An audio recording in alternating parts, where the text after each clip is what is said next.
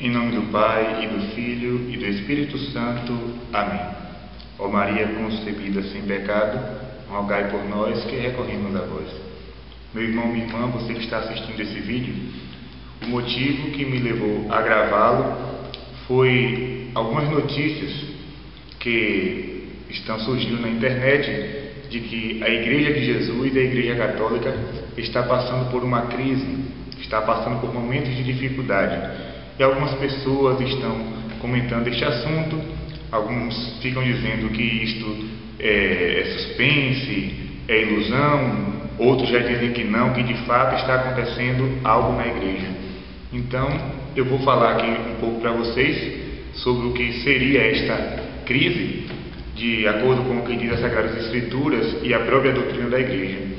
Vou iniciar com o livro do Apocalipse, no capítulo 12, no versículo 10 a 18. Vamos ver o que diz a palavra de Deus.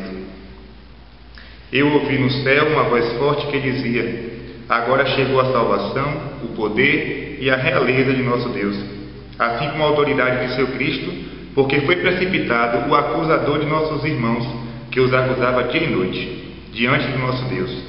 Mas estes venceram-no por causa do sangue do Cordeiro e de seu eloquente testemunho. Desprezaram a vida até aceitar a morte. Por isso alegrai-vos, ó céus, e todos que aí habitais. Mas, ó terra e mar, cuidado, porque o demônio desceu para vós, cheio de grande ira, sabendo que pouco tempo lhe resta. Aí nós vamos ver a partir do versículo 16. A terra, porém, acudiu a mulher, abrindo a boca para engolir o rio que o dragão vomitara. Este então se irritou contra a mulher e foi fazer guerra ao resto de sua descendência, aos que guardam os mandamentos de Deus e têm o testemunho de Jesus. Nós vemos aqui, meus irmãos, uma visão do apóstolo João, quando ele estava na ilha de Patmos, quando escreveu o livro do Apocalipse. João tem uma visão de uma mulher. Para nós católicos, essa mulher pode representar duas coisas: a igreja, o povo de Deus, e representa também a Virgem Maria. E o dragão é o símbolo do mal, do demônio, do mistério da iniquidade. E aqui nós vemos uma luta entre a mulher e o dragão, ou seja, a luta entre Maria e o mal, que é também a luta da igreja contra os poderes do mal. E nós vemos que essa luta não tem fim, porque o inimigo ele vai continuar sempre perseguindo os filhos de Deus. Quando se fala em crise, parece até que a crise na igreja começa a partir dos dias de hoje. Não, a igreja sempre viveu em crise. Vamos fazer uma viagem nesses 2000 anos de cristianismo e vamos ver se existiu algum período em que a igreja viveu em constante paz. Eu vou mostrar para você que não. Por exemplo, no início nós temos as perseguições judaicas. A igreja nascente vai sofrer o martírio, a perseguição. Os cristãos eram expulsos da sinagoga, eram expulsos do templo.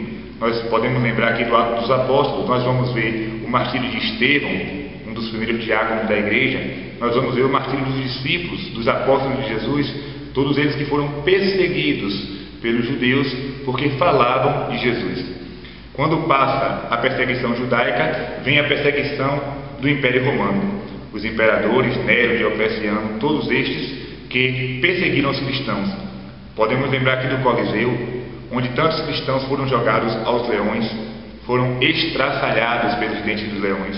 Cristãos foram queimados vivos em Roma, a mando do imperador. Então nós temos aí um período de muita perseguição. Somente com o imperador Constantino, ali por volta do século III, no ano 313, 312, com o Edito de Milão, que aí a igreja vai ter, digamos que, um período de paz, vai existir uma tolerância para com os cristãos, eles não vão ser mais perseguidos. Mas aí vem o que? As grandes heresias. É um conflito dentro da igreja. Nós podemos aqui lembrar de Ário, de Marcião, de Donato, de tantos outros que discordavam de alguns pontos da fé e criavam outras doutrinas. E ali existia aquela confusão, né, dentro da igreja. Mas sempre o Espírito Santo vinha em auxílio do seu povo e a verdade era proclamada como dogma através de concílios e a heresia era descartada. Mas depois nós temos o que? A invasão dos bárbaros. Nós temos também na Idade Média o período tenso da Inquisição, das Cruzadas, que são temas polêmicos e que até hoje não são explicados direito, né? Existe um contexto quando aconteceu aquilo, né? Muitas pessoas, até mesmo professores de história, trazem uma versão errada do que foi a Inquisição e as Cruzadas, mas era um período de tensão.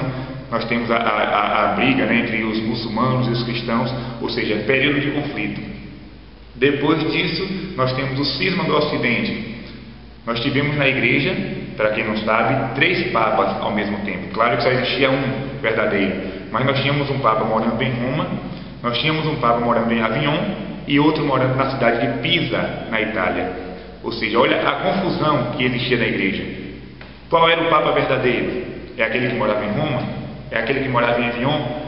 Então houve novamente um concílio para decidir quem de fato era o sucessor de São Pedro e quem eram os falsos papas. Então houve toda essa confusão e o Espírito Santo novamente vem em auxílio da igreja e a verdade é proclamada. Depois de tudo isso, nós vimos a Reforma Protestante em 1517 com Martinho Lutero. Toda aquela confusão novamente, a problemática doutrinária, Lutero não aceitava a questão das indulgências e outros temas da fé católica, e acontece esse rompimento, que vai ser dividido entre catolicismo, luteranismo, depois em João Calvino e tantos outros, e que continua até hoje esse surgimento de novas igrejas protestantes, chamadas evangélicas nos dias atuais. Depois disso nós vemos o Iluminismo, o período do Renascimento, a Revolução Francesa, mais crise para a igreja. Depois de tudo isso, nós vemos movimentos que surgiam em alguns países para perseguir também o povo de Deus. Nós podemos lembrar aqui do México, com o movimento dos cristãos. Muitos cristãos foram mortos, igrejas foram fechadas, imagens destruídas. Nem sinos poderiam ser tocados, né? Mas os cristãos reagiram. Alguns chegaram a pegar até em armas para poder ter os seus direitos, né? E nós vemos também hoje uma crise interna e externa. Qual é a crise externa? É aquela de sempre: o mundo que não quer aceitar a doutrina da Igreja Católica. A igreja é homofóbica, a igreja é machista, a igreja é isso. Ou seja, essas são as vozes que sempre se levantaram contra a igreja, e que nós não temos medo de nada disso, porque o mundo não quer ouvir a voz de Deus, quer ouvir a sua própria voz, e a igreja vai por outro caminho. Mas nós vemos também no dia de hoje uma crise interna. Existem pastores, né, e do alto clero que não querem viver o que diz a doutrina da igreja, não querem seguir a linha da doutrina, ou seja, querem criar novas coisas. Então há esse pequeno embate, e que pode gerar até mesmo um cisma.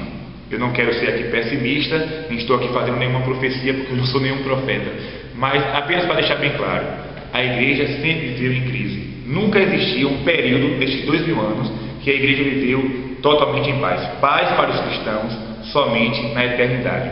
Aqui na terra é tempo de combate. Como diz o Apocalipse, o demônio desceu porque sabe que pouco tempo resta para ele. Ou seja, ele quer fazer confusão. Ele quer fazer com a igreja o mesmo que ele fez com Jó. Nós vimos na Sagrada Escritura. O que foi que ele fez com Jó? Levou para o buraco. Destruiu a vida de Jó. Mas Deus resgata Jó do pó da terra, faz com que ele volte ao seu estado normal, com mais glória do que ele tinha antes, né? Depois de passar por toda a provação. Jesus, ele vai fazer uma profecia. Em Lucas capítulo 18, versículo 8, ele vai dizer o seguinte: quando o Filho do Homem voltar, acaso ele achará fé sobre a terra? Ele faz essa pergunta. Pelo visto, poucas pessoas estarão com uma fé verdadeira quando Jesus voltar, justamente por toda essa confusão que o demônio está criando. Muitas pessoas estão perdendo a fé, abandonando a verdadeira fé. E nós vemos aí uma grande quantidade de santos e também até de aparições de Nossa Senhora, onde eles vão falar de um período de crise na igreja. Vou aqui apresentar para vocês algumas, para vocês terem uma noção, rapidamente. Nós vimos aqui a aparição de Nossa Senhora do Bom Sucesso no Equador. Olha o que ela vai dizer: tempos funestos sobrevirão, nos quais aqueles que deveriam defender em justiça os direitos da igreja, sem temor servil nem respeito humano, darão as mãos aos inimigos da igreja para fazer os que estes quiserem.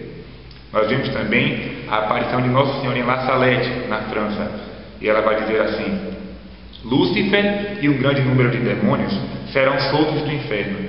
Eles abolirão a fé pouco a pouco, até nas pessoas consagradas a Deus, sacerdotes, bispos, freiras. Eles a cegarão de tal maneira que, salvo uma graça particular, adquirirão o espírito desses maus anjos. Várias casas religiosas perderão inteiramente a fé e perderão muitas almas. Nós vemos aí quantas congregações estão desaparecendo por falta de vocações. Vemos também a beata Ana Catarina Emmerich. Ela vai dizer assim: naqueles dias a fé cairá em níveis muito baixos e será preservada em alguns locais apenas, em algumas poucas casas de lavradores e em algumas poucas famílias que Deus protegeu dos desastres e guerras. E ela diz assim: eu vi que muitos padres permitiam-se ser recolhidos com ideias que eram perigosas para a igreja. Eles estavam construindo uma grande, estranha e extravagante igreja. Tudo estava para ser nela admitido, no intuito de estar unido e ter iguais direitos. Evangélicos, católicos, seitas de toda descrição. Aquilo estava para ser a nova igreja, ou seja, pensamento mundano. Vamos abrir as portas para o povo. Então, não, isso não é pecado, isso aqui a gente pode colocar um pano por cima. O importante é que o povo venha, que o povo se aproxime. Não, o povo deve se aproximar da verdade, aquilo que Jesus Cristo deixou. Não podemos criar novas doutrinas, nós não podemos criar novas ideias simplesmente no intuito de atrair o povo. Se o povo não é atraído para a igreja pela verdade, ele não pode ser atraído de outra maneira. Nós devemos seguir aquilo que Jesus Cristo disse e aquilo que a igreja vem dizendo durante esses 20 séculos de sua existência aqui na Terra. Em Akita, no Japão, uma aparição também comprovada pela igreja, Nossa Senhora vai dizer assim: reze pelo Papa, pelos bispos e pelos padres. O diabo se infiltrará até mesmo na igreja, de tal modo que haverá cardeais contra cardeais e bispos contra bispos. Serão desprezados os padres que me veneram e terão opositores em todos os lugares. Haverá vandalismo na igreja e altares. Olha a confusão que o demônio prepara para a igreja. Nós temos também a aparição de Nossa Senhora em Anguera. É uma aparição aqui no Brasil, aqui na Bahia, que ainda está sendo analisada pela igreja, porque ela ainda está acontecendo, não foi ainda confirmada que é uma aparição mesmo, mas ela nos dá sinais claros de que de fato Nossa Senhora está ali. Vou dizer aqui uma profecia feita por Nossa Senhora lá. Aquilo que eu vos anunciei está próximo a realizar-se. Em 1995 ela disse isso. Rezai por vós e pelos outros. Rezai pela igreja do meu Jesus, que passará por momentos difíceis. Muitos vos dirão: a igreja sempre passou por momentos difíceis, mas dizei-lhes: o que se aproxima é mais doloroso. Coragem, segui-me pelo caminho da verdade, da oração, do amor e da vivência do Evangelho do meu Jesus. Mas aí você pode dizer: Gabriel, eu não acredito nisso, porque são aparições, eu não acredito em aparições de Nossa Senhora, em profecias de santos. Não tem problema. Aparições não são dogmas de fé. Elas não fazem parte do depósito da fé. Mas se você se diz católico, já que você não quer acreditar nas mensagens de Nossa Senhora, acredite no que está no catecismo da igreja. Aqui não se baseia em revelações particulares. Isso aqui se baseia na revelação definitiva de Jesus. Isso aqui é a junção e o resumo de Bíblia, tradição e magistério. A nossa fé está resumida nisso aqui. Se você duvida de uma vírgula que está no catecismo, você pode até acreditar na igreja, mas você não acredita com a igreja. Nós vamos ver o que a igreja diz no parágrafo 675. Antes do advento de Cristo, a igreja deve passar por uma provação final que abalará a fé de muitos crentes. A perseguição que acompanha a peregrinação dela na terra desvendará o mistério da iniquidade, sob a forma de uma impostura religiosa que há de trazer aos homens uma solução aparente aos seus problemas, à custa da apostasia da verdade. Olha que interessante. A impostura religiosa suprema é a do anticristo, isto é, a de um pseudo-messianismo em que o homem se glorifica a si mesmo em lugar de Deus e do seu Messias que veio na carne. Ou seja, a igreja acredita que antes da parousia vai haver uma grande apostasia dentro dela. Padres, bispos, fiéis leigos que irão se afastar da verdadeira doutrina, como São Paulo profetizou nas suas cartas há 2000 anos atrás, apartarão os seus ouvidos da verdade e se jogarão nas fábulas. Ou seja, não, nem tudo que está na Bíblia é verdade, vamos ver aí o que é verdade, o que não é. Conversa. O que Jesus falou não muda. Ele disse muito bem: tudo passará, mas as minhas palavras não passarão. E você pode dizer assim: mas Gabriel, mas o Espírito Santo não guia a igreja? Guia. Jesus Cristo não abandona a igreja, mas Ele permite que a igreja passe por momentos de provações para que ela seja purificada, para discernir quem é o joio e quem é o trigo. Aí você pode dizer assim: sim, mas digamos que se o Papa falar algo que não está de acordo com o que vem sendo dito na igreja durante esses 2000 anos, olha, vamos explicar aqui direitinho, porque muitas pessoas podem dizer assim: ah, vai ficar contra o Papa. Não é bem assim. O Papa, ele só proclama como dogma ou como verdade de fé. Ele tem que usar aquelas 3 regrinhas de São Vicente de Lérins, escrito no comunitório. A igreja só proclama como verdade se estiver de acordo com a fé antiga, ou seja, na antiguidade, no consenso, né, e na universalidade, ou seja, aquilo que a igreja no mundo inteiro crê, aquilo que está de acordo com a fé antiga que nós recebemos de Deus, dos padres da igreja, dos primeiros séculos do cristianismo, e aquilo que está no consenso dos fiéis.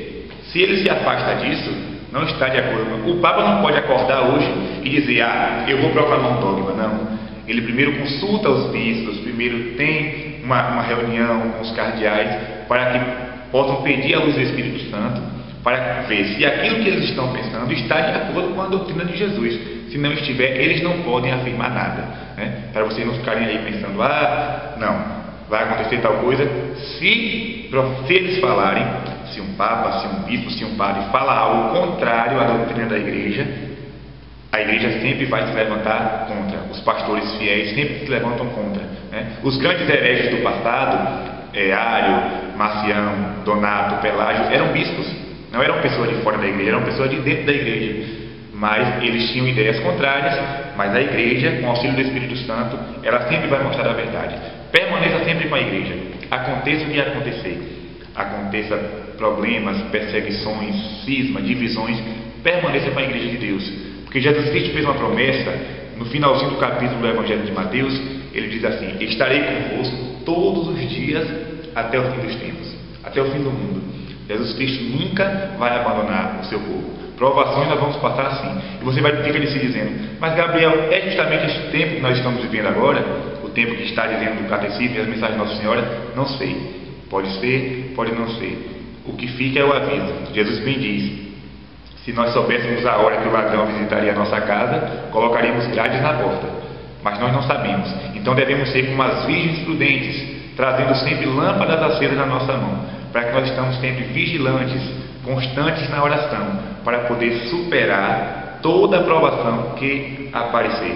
Fica aquela mensagem que Nossa Senhora disse em Fátima: por fim, o meu imaculado coração triunfará. A vitória no final sempre será de Deus. Sempre será de Deus. O demônio não vencerá jamais. Ele pode tentar a igreja, ele pode querer destruir a igreja, mas ele não consegue, porque ele é um derrotado. Nós vimos também dizendo aqui no Catecismo, no versículo 172, que o tempo presente é, segundo o Senhor, o tempo do Espírito e do testemunho, mas é também um tempo ainda marcado pela desolação e pela provação do mal, que não culpa a igreja e inaugura os combates dos últimos dias. É um tempo de espera e de vigília. Fiquemos sempre vigilantes. Vamos voltar os nossos olhos, os nossos ouvidos para o que está na Sagrada Escritura, para o que está nos documentos oficiais da igreja, porque a verdade não engana. Então, para encerrar, quero dizer a você que tenha coragem, permaneça firme, porque os verdadeiros cristãos serão provados como ouro no fogo. Não existe uma banheira para os cristãos ficarem relaxando. Não, existe um campo de combate. E se você é católico, deve ter coragem de enfrentar o mal e de prezar sempre pela verdade de Deus. Tenha coragem, permaneça firme, que Deus nos abençoe e aconteça o que acontecer, fiquemos com Deus, fiquemos com Nossa Senhora, fiquemos com a Igreja de Jesus. Que Deus nos abençoe, Deus abençoe você que está me assistindo agora. Se você acha que esse vídeo deve ser compartilhado, compartilhe para que outros irmãos possam também escutar essas breves palavras que acabei de dizer e que Nossa Senhora esteja sempre intercedendo por nós. Que as almas dos fiéis defuntos, pela misericórdia de Deus, descansem em paz. Amém. Santos e santas do Senhor, rogai por nós, em nome do Pai, e do Filho, e do Espírito Santo. Amém.